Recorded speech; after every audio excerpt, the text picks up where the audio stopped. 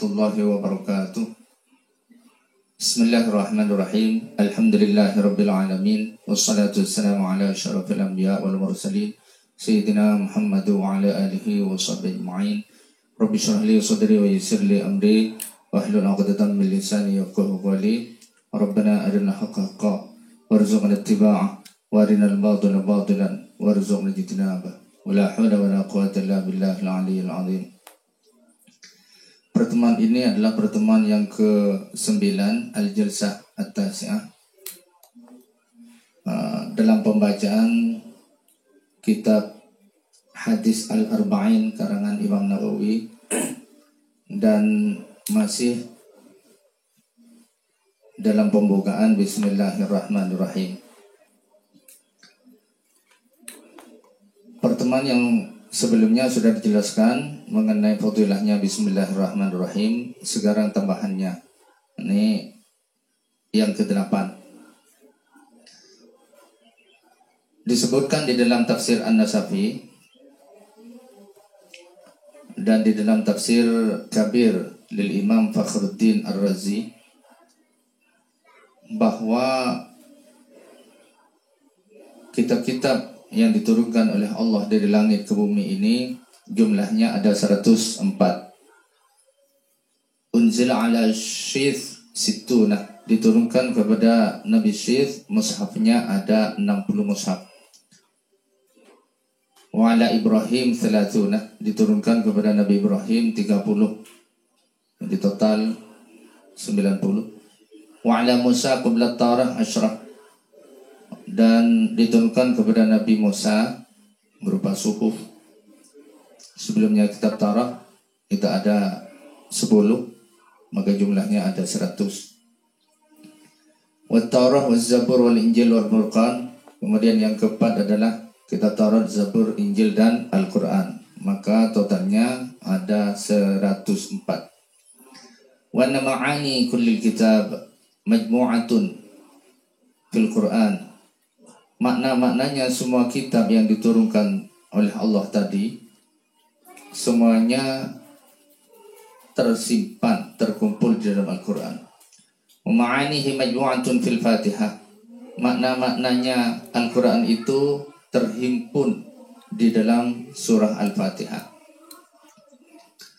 Oleh hadza sumiyat Al-Quran, oleh sebab itu Al-Fatihah disebutkan induknya Al-Quran. Ma'aniha majmu'atun fil basmalah, makna-maknanya Fatihah terhimpun di dalam bismillah. Wa ma'aniha majmu'atun fi ba'iha, maknanya basmalah itu terhimpun di dalam babnya. Nah, jadi ada di babnya bismillah. Wa ma'naha bi kana ma kana wa bi yakunu ma yakunu, maknanya ba adalah dengan sebab aku terjadilah apa yang telah lalu. Wa bi yakunu ma yakunu, dengan sebab aku, melalui aku, muncullah, adalah, terjadi apa yang akan datang. Jadi semua yang telah lalu, yang ada, yang telah lalu dan yang akan datang itu adalah sumbernya dari Allah Subhanahu wa taala semuanya.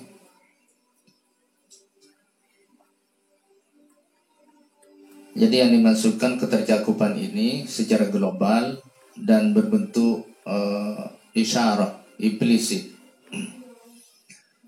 Bahkan ada sebagian ulama wajah ba'dhum kauna ma'anil basmalah fil ba' bi anna al-maqsud min kulli al-ulum usul al-'abdi ila rabbi, wa hadhihi al-ba' ba'ul ilsaq tulsikul 'abda bi janan rabbi fa huwa kamalul maqsud.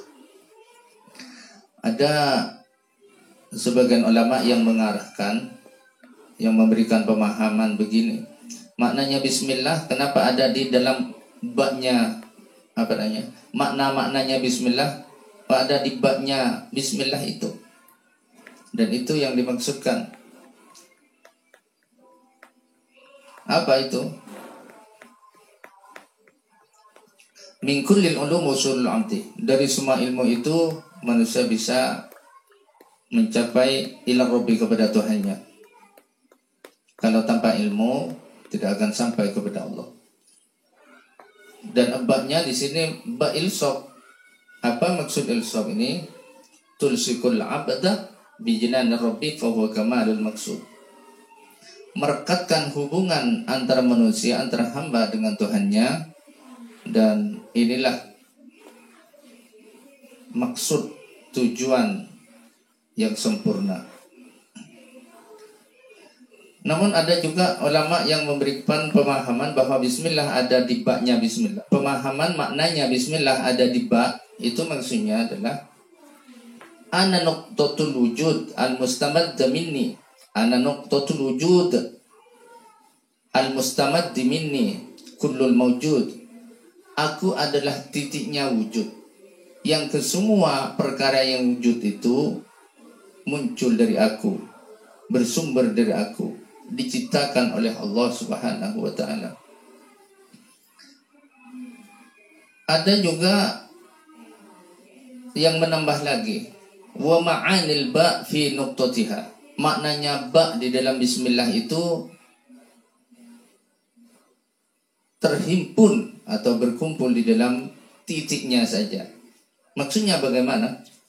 Isyaratun ilal wahdah. Ini mengisyaratkan keesaan Allah Subhanahu wa taala.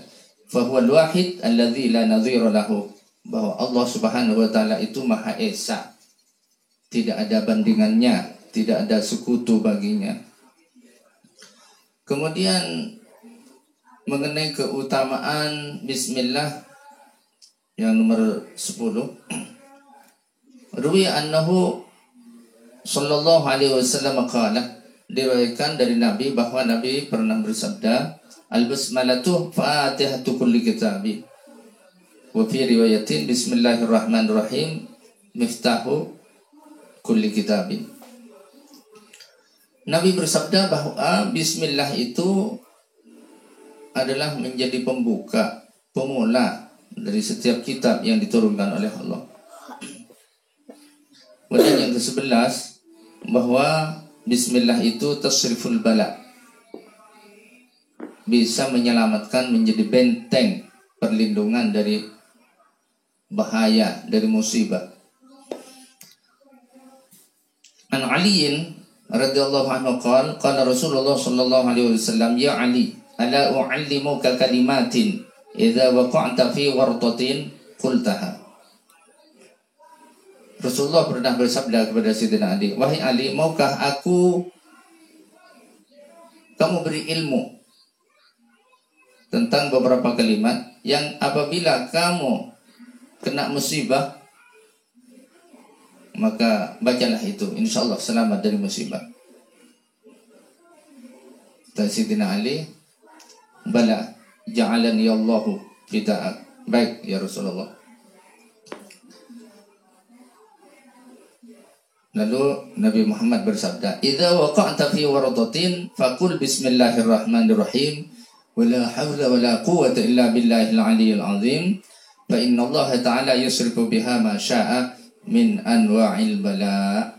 Apabila kamu terkena musibah, maka bacalah bismillahirrahmanirrahim nyambung dengan la haula wa la quwwata illa billahil aliyyil azim, maka sesungguhnya Allah akan menyelamatkan dari bahaya musibah yang datang kepadamu sesuai dengan kehendaknya.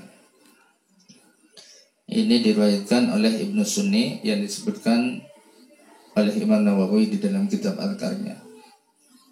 Kemudian keutamaan dari bismillah juga, al-basmalah miftahu kulli matlub, bahwa bismillah itu menjadi kunci setiap sesuatu yang kita inginkan. Diriwayatkan dari Wahab bin Munabbih radhiyallahu anhu qala, inna Allah ta'ala adha li hadhil kalimat sultanan, bahwa sesungguhnya Allah Subhanahu wa taala memberikan kemampuan atau memberikan power pada kalimat-kalimat ini, yakni kalimat bismillah, lam yutihi li ghairiha minal kalimat, yang tidak diberikan kemampuan itu kepada kalimat-kalimat yang lain. Biha tatimut taharah, yang mana bersuci kalau dibacakan bismillah akan sempurna. Wa biha tahillu dzabihat.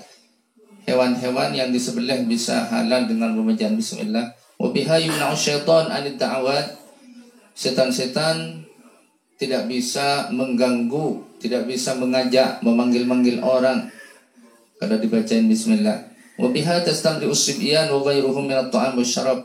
Orang yang makan dan minum kalau dibaca bismillah menjadi lezat, menjadi enak, menjadi nikmat.